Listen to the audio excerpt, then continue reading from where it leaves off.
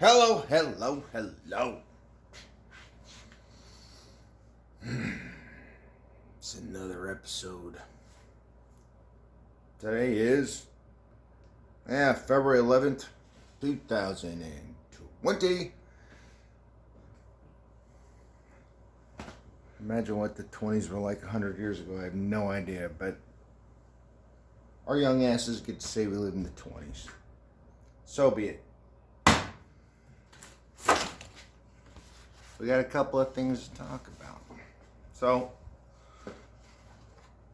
we're going to go into the grip stuff a little bit. We're going to talk about thick bar, and we're also going to talk about what is your why. You got to know what your why is. That's something I figured out a little while back, and it's helped me out a lot. First things first, we're going to get back into the grippy stuff. Grip, grip, grip. Which is awesome. When I was a young guy coming up, I was reading Brookfield's, his first book was Mastery of Hand Strength, and then he came out with Grip Master's Manual, and I found the grip board, and all that glory which abounds and overflows. And now there's so much shit out there. It's just fucking fantastic for a young guy who's trying to learn. I mean, you got Iron Mind, and now you got like Fat Bastard Barbell Company, and there's a whole slew of motherfuckers out there making great equipment. And you can even make your own. I mean, we're not building power racks and shit. I mean, just grip shit. Fuck, I showed you the fucking wrist roller that's better than anybody else's you'll ever see, ever. Alright? It's handmade, made it in my basement. It's awesome. So we're going to talk about open hand strength. What is this? I don't know. Kids do this something about love. I don't know. I never looked at it that way. When it came to my hand strength, it's talking about using force potentially on another person, which made me better. Just like the martial artist. How am I going to get through what I need to get through to accomplish what needs to be done? Same thing. The hands, you're only closing them and squeezing tightly if you're hitting something. All right? Well, you go through most of your life not hitting things, but grabbing things. All right? So the stronger your paws are, well, it's going to help you interact with the three-dimensional world that you live in, okay? Which means here. This almost never happens. Almost never. Again, unless you're in a fight. We can go into a whole list of rules about punching. I got a whole opinion on that one, and I am not a puncher, all right? But the closest you're going to get in training or weightlifting or anything is about 1 inch, maybe 1.5 inch diameter if we're talking about a barbell. Still a really closed hand. Everything else you do in your existence is going to be open-handed. All right? Open hands. Open hands. Especially interacting with other people. All right? There's a way to train for that. And it's awesome. And it's fun. It's fun. It's just as fun as grippers or wrist rolling or block weights or bending nails or you name it. It's a blast. It is a blast. And I suck at it. I fucking suck at thick bar. But I still train it because it's important. So, we're going to fucking talk real quick about some shit that came out a few years ago. You actually have companies now. Well, let me go to the old school way. So in the old school way, we're talking 07, timey frame. There's nothing. You had Iron Mind. That was it, man. And they were machine dumbbells that were like 2 inch diameter, and they had a rolling thunder handle which was 2.5 inches in diameter, and it was awesome. Time out. Sam Adams, delicious. Amazing. Again, no bottle opener. Useful tool you should all carry. Delicious as well. But back then you had nothing. So you either made it or you bought it. I did a little bit of both. Nowadays, you have, oh my goodness, the products out there are just fantastic. So fantastic. You can be a member in a regular commercial gym. You can invest a minimal amount of money,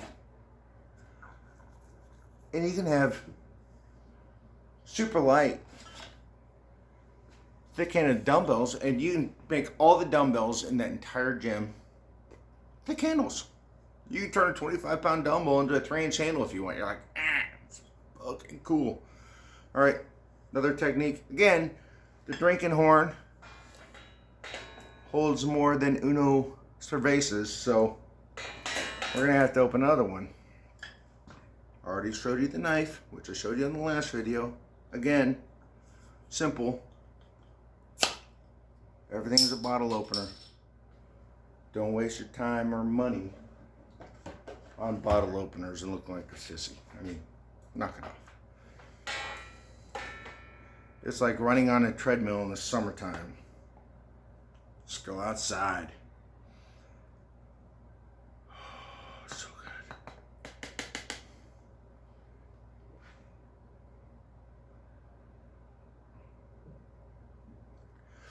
Sam Adams is delicious. That's a good beer. It's a mouthful, but it's wonderful. So, when I first started out,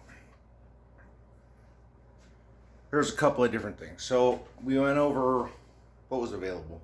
There's more now. So this is an example of, I gotta move like the weatherman or woman, because they're all women now, they're all hot rods. This is a 95-pound dumbbell. An old York dumbbell that I did not cut up. I planned on cutting it up, make block weights out of, but I already had dumbbells that surrounded that weight, and I was like, we'll keep this one together. The reason why there's all this duct tape on it is because I have weights taped on the side to make it rotate more, to simulate more like an inchy dumbbell, make it feel way heavier, rotating out of the thumb. That's going a little complicated. That doesn't matter. All right? But you want to train the hand open, right? Remember back when we were talking about the wrist roller? My wrist roller is a 2-inch pipe. 2-inch pipe is about like a wrist. 3-inch pipe, you're talking closer to like an upper arm.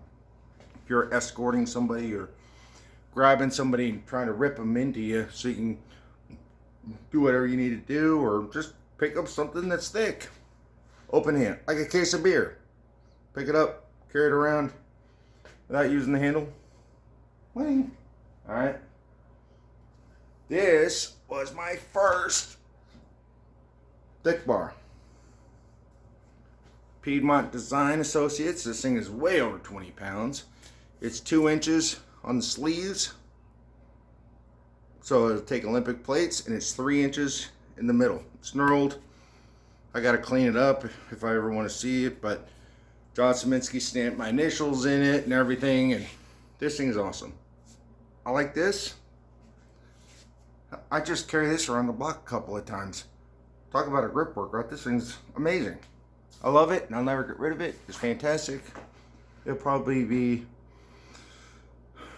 willed to my kids, and 4 generations down, it'll still be just fine, like it is now. It's awesome. I'll put this down. Stay by. Yeah, good. Didn't knock anything over. Watch out. Everything else is falling. Open hand, open hand, open hand. That's that thumb, all right? This makes us great mammals, these opposing thumbs and this big old brain, which we can argue on whether or not I have one or not, but the combo is fantastic. All right. So this, I bought that handle, but I wanted a big dumbbell. Well, the biggest dumbbell I had was a 95 pounder, and I wanted to make it harder to lift. Well, what do? Well, you got to do your workaround. People aren't going to do shit for you. You have to go out there and do shit yourself. So I wrapped the handle up in tape or whatever the fuck is under this, and then I took a piece of PVC pipe that was 2.5 inches outside diameter, cut it in half with a fucking hacksaw, and clamshelled the handle and taped the fuck out of it. Now I have a 2.5 inch handled, basically 100-pound dumbbell that I can do whatever the hell I want to with it. Deadlifting, clean and press, row, whatever, and it works everything really nicely. Again, I'm not a thick bar god or anything, but I understand the value in training open hand. You got to train open hand, not just closed. The open hand is going to carry over into your everyday life more, from grabbing things to holding things. All right. Even if you're holding a pistol grip is still not a closed hand grip. You need a little bit of goddamn strength, okay? And again, we're not born with it, so you gotta earn it, which means you need to make it happen. And now you got all kinds of cool companies. Like this is Fat Grips. I took these to Afghanistan with me. I put them on dumbbells and worked out with them. These are awesome. They're so cool. You can put it on everything from a barbell to webbing and create a thick bar handle to do whatever workout you want to do with this. I mean, these are amazing. Just buy a set and put them in your gym bag. 2.5, I think these are 2-inch ones. They go up to like 3 inches. Hell, they probably make even bigger shit now. But there's other companies that make them too. They're all fantastic. They're all fantastic. Rolling anything. Think about the open hand. And don't take it from me. Go to the big boys out there that actually wrote the books and stuff. I'm just trying to point you in a direction. Just point you in a direction. Now, Vanna's been talking. Slim Vanna. We got the thick bar down. One of the things we're going to talk about, we do the man lessons too. Open a couple of beers. That's good. Thick bar. Yeah, that's good to know. It's actually huge. All the grapplers out there, tell me what it was like when you wrestled or rolled with a fucking dude whose grip strength was 3 times as strong as you. Everything changes. The rules are now different. The hands are huge, man. That's what makes you a human being. Alright, so right now we gotta dig into the goddamn brain a little bit. So what's your why? What's your why? Alright, I talked to people about this. I have for years. Alright? The way I put it, I stumbled across this, and I probably heard it first from Nietzsche. Nietzsche talked about this shit. And once I kind of fleshed it out in my head, I saw that he talked about it 50 years ago or whatever. The way it's quoted a lot of times is similar to, he who has a why to live can bear almost anyhow. Well, yeah, that means a lot.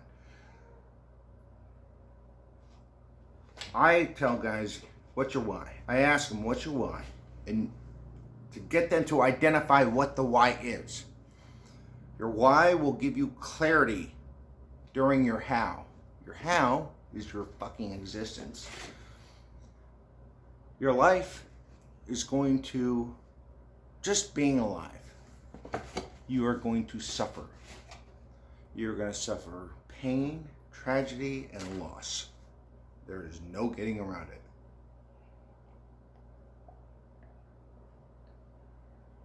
You will die. Everybody you know and love will die. You should already know that. I know everybody likes to pretend that's not a thing, but it is. All right? So we got to start thinking more clearly. Okay? You got to stay focused on your why. You got to pick a why and drive forward. My wife's grandfather was in the 82nd Airborne way back in the fucking day when that was the most high-speed military training on the fucking planet. So it's like getting kicked in the balls every day.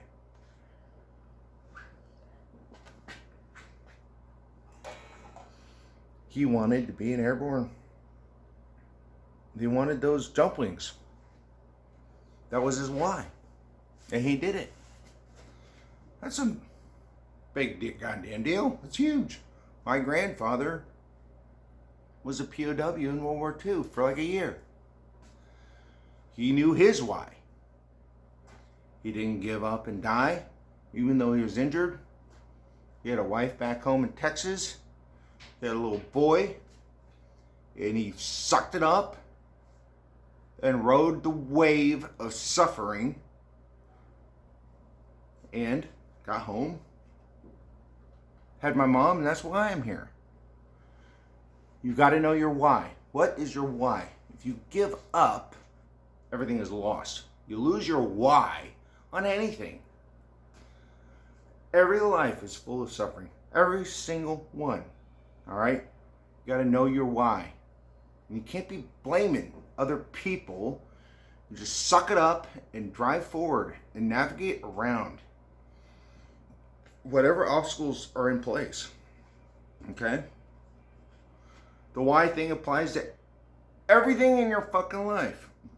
Work, relationships, studying, diet, your training. You want to add 50 pounds to your deadlift. How much suffering are you going to have to fucking go through to fucking get that? You want to lose 50 pounds off your fat ass. You're going to have to do a few things. And you're going to have to keep in mind your fucking why to achieve that goal. Because you can't just wish it. Fucking big deal, man.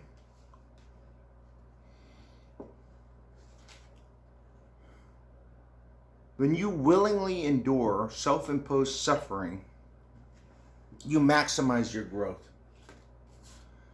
You maximize it.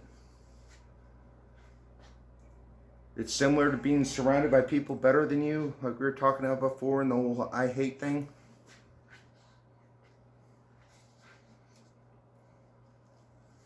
Life's pretty good in the first world. You're in some third world, whatever the hell. All right. But even there, even in a lot of third world places, there are Africans and Afghanis out there bodybuilding, getting all jacked. What's your excuse? Right? We're in the States. All right. We got the richest poor people in all of history. What's your excuse? You're going to have to create a reason to suffer to improve yourself. It could be reading a book. Maybe you hate reading. Fucking pick up a book and fucking read it. Maybe it's, I want to be able to run a mile. Well, go out there and huff and puff, motherfucker. Right? It doesn't happen by magic. You've got to go through the pain to earn it. I mean, a real good example. Now, I'm Generation X. Born in 75. Those baby boomers love divorcing each other. My parents stayed together. My parents stayed together. Divorce was never part of the option. It was never an option. You think they had it easy? All the decades they've been together? Fuck no. but they knew their why.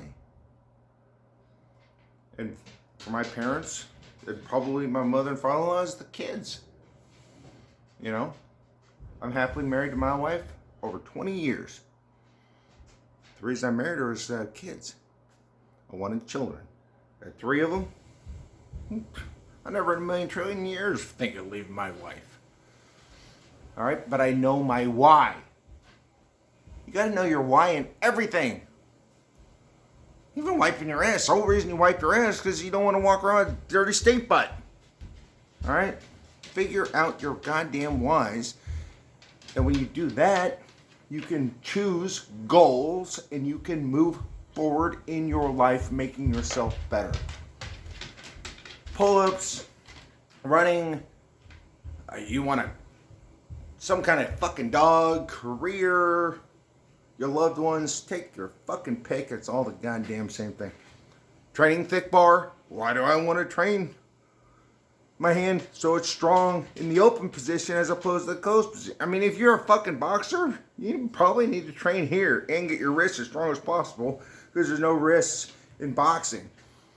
Which means you're going to need to train a closed hand position and work your goddamn wrist. There's your why on that one. Everybody else in the world, might be a good idea to work that open hand. All right. I think we're done. All right. Love you. Bye.